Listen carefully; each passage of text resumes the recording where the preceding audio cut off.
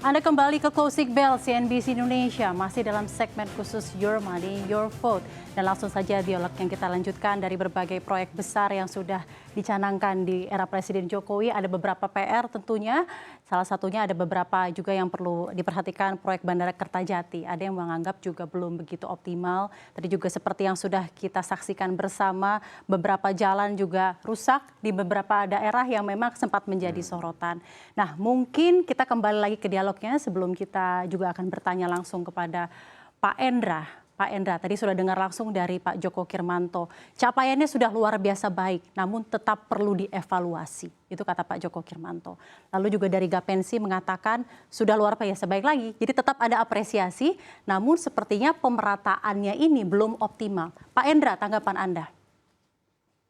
Iya, betul Mbak Safrina. Jadi sekali lagi saya katakan bahwa infrastruktur ini adalah visi jangka panjang Pak Presiden. Jadi kita meletakkan dasar-dasar untuk membangun ke depan yang memang lebih baik untuk daya saing kita, untuk biaya logistik kita, pertumbuhan ekonomi yang lebih stabil dan seterusnya. Saya kira tadi sudah disampaikan Pak Peter. Tapi sekali lagi saya ingin menyampaikan manfaat yang dirasakan publik, saya kira tidak hanya di jangka panjang, tapi juga ada yang memang kita sudah lihat dampaknya. Misalkan ya, saya sebut dua saja ataupun tiga ya. Pertama itu mudik lebaran. Baik, Mudik lebaran itu sekarang dengan keberadaan tol Trans Jawa, tol Trans Sumatera, kita tidak pernah lagi mendengar isu-isu yang tempo hari baik, menjadi hiasan di media ya, misalkan mudik jalur neraka, kemudian bagaimana sengsaranya mudik dan seterusnya ya. Saya kira ini satu hal yang bisa dirasakan dampak dari pembangunan yang berkelanjutan tadi sudah dilakukan misalkan di era Pak Joko Kirmanto, kami lanjutkan terus di era berikutnya dan ke depan juga pasti akan terus dilakukan seperti itu. Kemudian yang kedua, misalkan kawasan pariwisata. Kawasan pariwisata ini kan adalah yang paling mudah dilakukan ya, artinya dengan sedikit investasi kita mendapatkan return yang besar. Jadi ini bisa kita katakan sebagai the lowest hanging fruit. Kita lihat transformasi Bajo ya, Labuan Bajo sekarang, Mandalika, kemudian Toba ya, kemudian juga Likupang di Sulawesi Utara itu sudah dampak immediate-nya itu juga sudah dirasakan.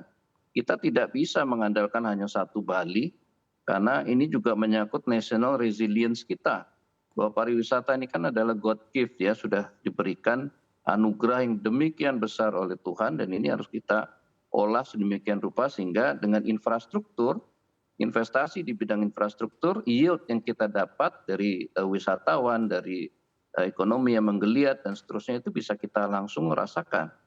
Kemudian yang ketiga juga di kota-kota yang selama ini menjadi mungkin agak jauh ya, yang kita sebut dengan membangun dari pinggiran.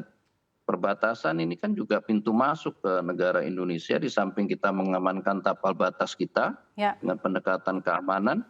Nah, kita juga baik. menghidupkan ekonomi lokal yang memang di situ sangat penting. Nah, sekali lagi Mbak Sabrina, memang ada PR-PR besar, saya kira Ya, itu yang perlu nanti menjadi catatan dan apa kita harus saja, Pak? perbaiki. Ya tadi ya soal manfaat. Tadi Pak Peter juga sudah menyampaikan soal bagaimana sektor lain ini juga mulai masuk ya, memanfaatkan investasi yang sudah ada di infrastruktur. Jadi Pak Jokowi ini kan prinsipnya adalah trade follow the ship. Jadi shipnya duluan ada, infrastrukturnya ada, kemudian trade-nya muncul. Jadi kita tidak menunggu demand-nya dulu, kemudian baru supply-nya kita sediakan. Ini supply-nya dulu kita buat, kemudian demand-nya kita rangsang untuk tumbuh. Nah, demand ini yang memang harus diisi oleh Di-create. kawan-kawan dari sektor, betul, jadi sektor produktif ya, apakah itu pertanian, pariwisata, industri, kemudian sektor perkebunan, maritim dan sebagainya. Saya kira ini adalah sebuah prasyarat ya supaya infrastruktur Ya, kita itu punya manfaat gitu ya, termasuk bandara yang tadi disebutkan itu juga sangat dipengaruhi oleh hinterlandnya. Kalau hinterlandnya nggak terbentuk, ya itu akan sulit kita mengembangkan bandara yang efisien ya, yang produktif. Jadi Trade memang follow the ship, sekali Pak lagi Endra. ada Trade follow the 3. ship. Jadi tidak menunggu demand, tapi memang menciptakan supply dengan adanya konektivitas yang sudah diciptakan dengan adanya pembangunan infrastruktur. Namun juga tidak bisa dipungkiri, mungkin tetap ada yang berhasil melihat, tetap ada yang melihat. Ada beberapa proyek-proyek strategis seperti contohnya Bandara Kertajati, Pak, yang memang sepertinya sepi penumpang. Di satu sisi contohnya kereta cepat yang sedang dibangun. Itu dari Jakarta sampai Padalarang, tidak langsung ke Bandung. Ada juga beberapa contoh mengenai tanggapan-tanggapan lainnya. Misalnya contoh mengenai tadi tentunya ya yang seperti kita lihat bersama, jalanan-jalanan tol begitu baik, begitu megah. Namun jalanan-jalanan di daerah kabupaten rusak berat. Tanggapan Anda? Jadi begini Mbak, jadi kita membangun infrastruktur itu ada 3 ya kalau menurut pengamatan kami. Pertama itu kita rounding up, kita menyelesaikan yang belum tuntas, kita melanjutkan. Kita menutup missing link. Jadi memang banyak yang begitu mengapresiasi capaian yang sudah begitu baik di pembangunan dan tentunya data bisa berbicara, Pak Ma'ruf. Tapi evaluasi ke depannya juga ada begitu banyak PR-nya berjilid-jilid. Ekosistem dan holistik, industri-industri lain juga harus dibangun, trade follow the ship. Di satu sisi memang ada biaya yang juga begitu membengkak. Tadi kalau Pak Peter bilang bukan rugi, tapi cash flow-nya yang perlu diperhatikan. Nah tadi karena Bapak menjadikan data mengenai debt to equity ratio hutang karya yang juga begitu membengkak, seperti apa paparannya dan bagaimana dampaknya pula? Ya. Baik, Safrina. Jadi kalau menurut saya gini, tidak ada yang bisa membantah infrastruktur itu penting dalam ekonomi. Itu tidak bisa dibantah. Dimanapun pemerintahan itu pasti, sebuah negara itu pasti kalau maju itu landasan. Kalau ibarat sebuah rumah, dia itu fondasi. Ya. Problemnya adalah fondasi itu nggak indah kayak rumah. Ada pintu, ada tembok, ada ini. Itu tidak indah sama sekali. Jadi memang capaian itu tidak dilakukan. Cuman catatan saya adalah, ibarat beli barang, Pak Jokowi itu kemahalan. Ya. Jadi kenapa kemahalan? Kemahalan. Jadi kalau data KPK jadi khusus untuk infrastruktur, dari misalkan dari 10% itu yang jadi barang, jadi proyek infrastruktur itu cuma 5 atau 50%. Jadi rinciannya begini, sekitar 10-20% itu keuntungan untuk kontraktor dan itu wajar, fair dalam bisnis. Cuman selebihnya 35-30 itu ada kickback, jadi kayak biaya siluman dan itu belum selesai. Itu warisan lama belum selesai dan ini PR yang selanjutnya. Karena sayang juga ketika infrastruktur yang tadi yang sudah dibangun tidak dilanjutkan, itu sayang. Nah, cuma cara ini jangan terlalu mahal. Nah, ini jadi PR yang besar dan terus kemudian kedua, ketika soal infrastruktur jadi tidak ada semacam. Kalau dulu tuh ada Musrenbangnas ya, jadi ada kesinambungan dan sekarang memang ada, tapi kayaknya itu missing link. Jadi yang ngebet itu Pak Jokowi, tapi pemerintah daerahnya santai saja. Kan lucu kayak di Lampung, cerita di Lampung itu. Provinsi mau diambil sama pusat, itu bagus secara popularitas, cuman secara kenegaraan itu nggak bagus. Ya, daerah lain bisa iya, jadi itu tuh tanggung jawab daerah dan itu harus ada punishment ke daerah. Dan Departemen Keuangan itu punya wewenang untuk itu. Ya. Baik gitu. Pak Ma'ruf, tadi kan Anda menyebut mengenai Musrenbangnas. Pak Andi sendiri, Musrenbangnas dilibatkan nggak Pak selama ini swasta dalam mengenai hal itu bersama dengan pemerintah? Ini yang sangat kurang. Jadi menurut saya membuat perencanaan itu panggil kadinnya, panggil asosiasinya terkait supaya teman-teman pelaku dunia usaha memberikan masukan-masukan kepada pemerintah apa yang mau dibuat, apa yang mau direncanakan. Keterlibatan itu, menurut saya sepakat bahwa keterlibatan semua unsur, ya contoh IKN kemarin kan, itu dipanggil semua memberikan pandangan seperti apa. Dan saya pikir mudah-mudahan ini bisa berjalan dengan baik. Jadi keterlibatan itu yang menurut saya yang perlu dioptimalkan. Ajak teman-teman asosiasi, himpunan, organisasi yang memang membidangi itu. Supaya memberikan juga masukan. Jangan nanti pada saat selesai semua orang berkorkuar. Perencanaannya juga baik. Matang nggak? Fasilitasi nggak dilanjutkan ini? Rugi nggak? Apa nggak? Jadi menurut saya yang sudah jalan yang memang tidak menguntungkan stop dulu gitu. Dalam hal ini juga Anda merasa Musrenbangnas selama ini kurang melibatkan pihak swasta. Contohnya apa Pak yang tidak menguntungkan? Tadi kan Anda menyebutnya. Iya, jadi menurut saya begini. Banyak perencanaan, terutama ini nih, jalan yang saya soroti sekarang ini. Itu jalan kabupaten. Ada beberapa tingkatan jalan. Jalan provinsi, jalan kabupaten, jalan desa. Jalan-jalan ini diharapkan supaya konektivitas dengan jalan yang dibangun oleh Pak Era, Pak Jokowi saat ini. Nah, pada saat membangun jalan, kita sudah tahu Lampung itu daerahnya adalah banyak daerah perkebunan. Tentu banyak kendaraan yang lewat tonasenya semakin berat. Ya. Nah, kalau kondisi jalannya nggak didesain dengan baik, levelingnya nggak dibikin bagus, LPA, LPB-nya nggak bagus di bawah, atau kalau perlu dibikin beton dulu, kemudian baru leveling, baru enak. Baik. Kan? Nggak apa-apa targetnya cuma 5 km, tapi kualitas daya saing jalan itu bisa berkualitas. Baik, itu Ketimbang tadi hanya di spot-spot lapen, ya, latasir. Baik. Datang hujan, selesai, retak semua, blending semua Baik, Pak urusannya. Andi. Tahun depan dapat proyek lagi. Baik, terima Ya, kasih jadi banyak untuk menciptakan opini. proyek bukan menciptakan hasil Baik, dari Pak Andi, proyek. terima kasih banyak Pak opini dan saya akan langsung tanyakan juga ke Pak Endra. Sekarang saya akan tanyakan kepada Pak Joko Kirmanto. Pak Joko, terima kasih banyak masih bergabung bersama kami sore hari ini. Ada begitu banyak sampaian opini yang juga disampaikan oleh Pak Andi, tadi juga Pak Ma'ruf dan Pak Peter. Anda memandangnya seperti apa, Pak Joko? Silakan. Dalam rangka pembangunan infrastruktur yang dilakukan oleh pemerintah sekarang, menurut saya ya sudah on the track, khususnya untuk infrastruktur yang menyangkut masalah KPU-an ya. Seperti tadi saya sampaikan, karena semua itu berdasarkan pada studi-studi yang memang sudah dilakukan sebelumnya dan sekarang itu jadi saya kira sudah oke. Dan lagi kalau kita bicara masalah yang infrastruktur transportasi ini, kalau kita lebih jauh lagi bahwa ini adalah bagian dari sistem logistik nasional. Sistem logistik nasional. Baik. Pelabuhan antar pulau dan akhirnya nanti sampai pada pelabuhan internasional itu, menurut saya itu semua sudah sejalan dengan sistem yang diharapkan sistem logistik nasional, yang kalau itu terjadi itu akan sangat